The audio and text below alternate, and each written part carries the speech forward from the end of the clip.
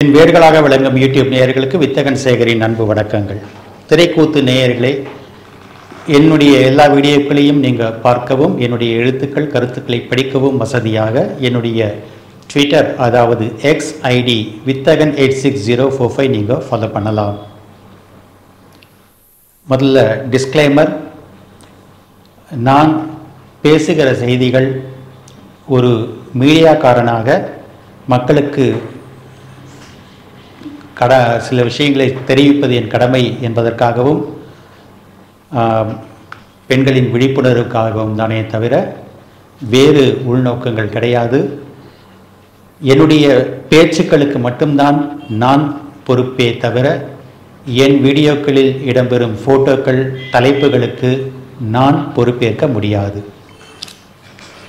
கண்ணுக்கு மை தீட்டவும் அனுமதிக்காத அப்பாவுக்கு மகளாக பிறந்த பெண், அவ்வளவு ஆர்த்தோடாக்ஸ் ஃபேமிலி. தேசிய விருது பெற்ற நடிகையான கதை. பிரபல நடிகை சரண்யாவின் விவாகரத்து பற்றி உங்களுக்கு தெரியுமா? இது பற்றி தான் இன்னைக்கு பார்க்க போகிறோம். கேரள மாநிலம் ஆலப்புழாவில் 1970ஆம் ஆண்டு ஏபி ராஜ் என்கிற மலையாளத்தின் பிரபல டைரக்டருக்கு மகளாக பிறந்தவர்தான் சரண்யா பொன்வண்ணன் என்கிற சரண்யா.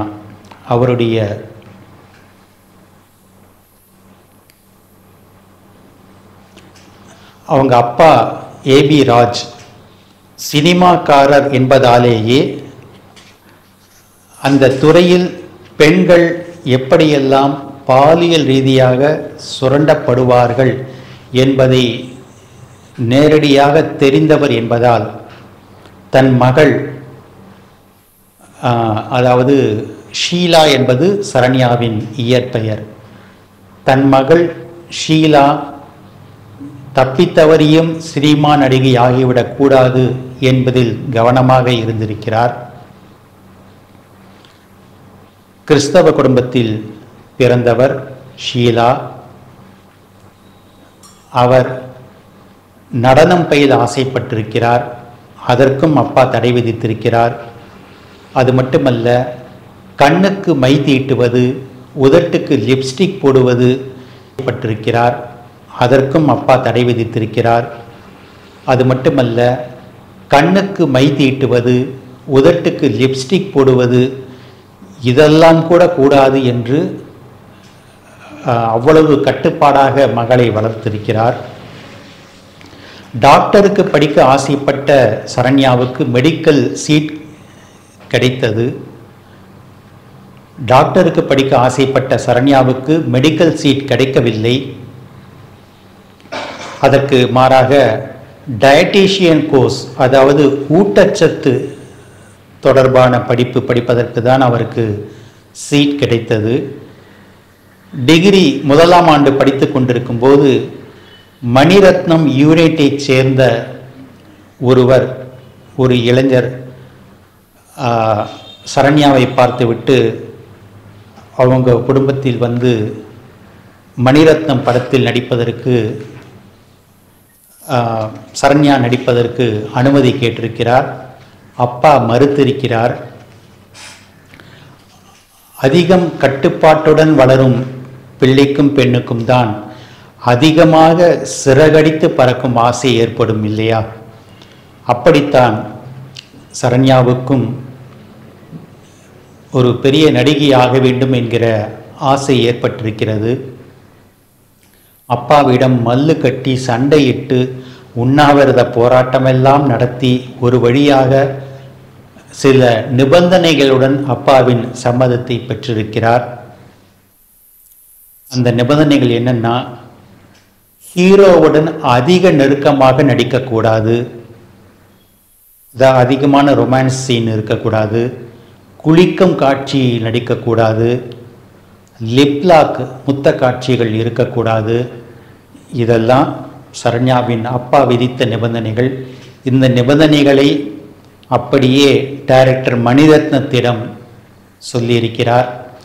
மணிரத்னமும் அதற்கு ஒப்புக்கொண்டிருக்கிறார்.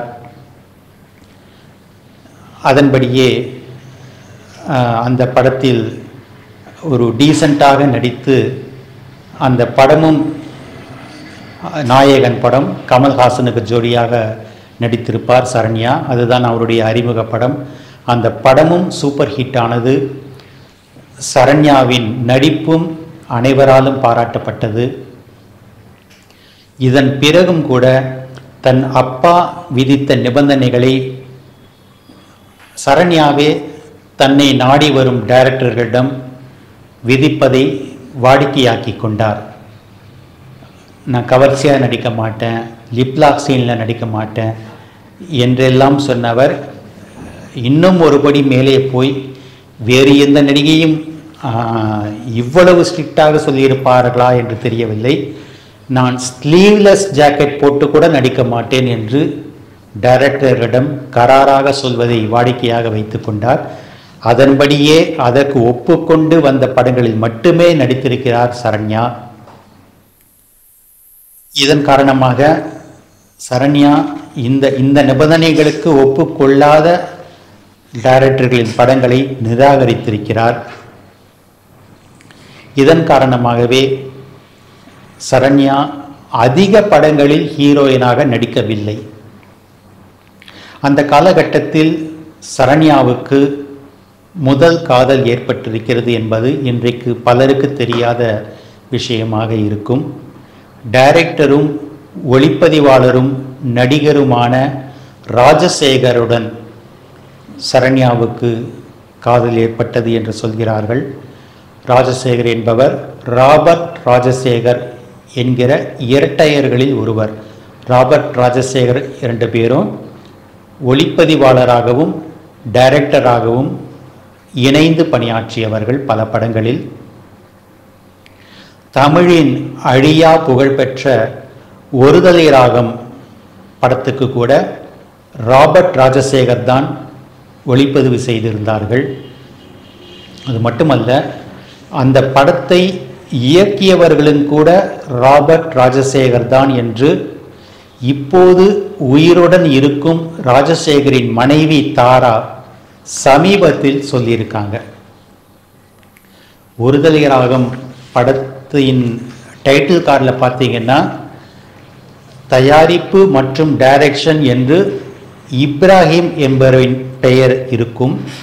ஆனால் அந்த படத்தை உண்மையில் டி ராஜேந்தர் தான் டைரக்ட் செய்தார் என்று சொல்கிறவர்கள் இருக்கிறார்கள். ஆனால் உண்மையில் ஒருதலை ராகம் படத்தின் கதை திரைக்கதையைத்தான் உண்மையில் ஒருதலை ராகம் படத்தின் கதை திரைக்கதையை ராபர்ட் ராஜசேகருடன் இணைந்து டி ராஜேந்தர் எழுதியிருக்கிறார் என்றும், ஆனால் அதில் டைரக்டர் என்று தன் பெயரை போடுமாறு டி ராஜேந்தர் ராஜசேகரிடம் கேட்டுக்கொண்டதாக ராஜசேகரின் மனைவி தாரா கூறுகிறார். ஆனால் அந்த படத்தில் டி ராஜேந்தர் பெயரும் டைரக்டர் என்று இருக்காது, ராபர்ட் ராஜசேகரின் பெயரும் டைரக்டர் என்று இருக்காது. பணம் போட்டவர் முதலீடு செய்தவர் என்பதால் இப்ராஹிம் என்பவரே தன் பெயரையே டைரக்டர் என்றும் டைட்டில் கார்டில் போட்டுக்கொண்டார் என்றுதான் பொதுவாக சினிமாக்காரர்கள் எல்லோரும் சொல்கிறார்கள். அதற்கு பிறகு டி ராஜேந்தரும் ஒரு வெற்றிகரமான டைரக்டர் ஆனார். வசந்த ராகங்கள், ரயில் பயணங்களில் போன்ற படங்களின் மூலம் டி ராஜேந்தரும் புகழ்பெற்ற டைரக்டர் ஆகிவிட்டார். ராபர்ட் ராஜசேகரும் ஒரு சில படங்களை ஒளிப்பதிவு டைரக்ஷன் செய்து அவர்களும் புகழ்பெற்று விட்டார்கள். அப்படித்தான் 1990ஆம் ஆண்டில் பிரபுவையும் சரண்யாவையும் வைத்து ராபர்ட் ராஜசேகர் திரைப்படம் இயக்கியிருக்கிறார்கள். அந்த படத்தின் பெயர் மனசுக்குள் மத்தாப்பு.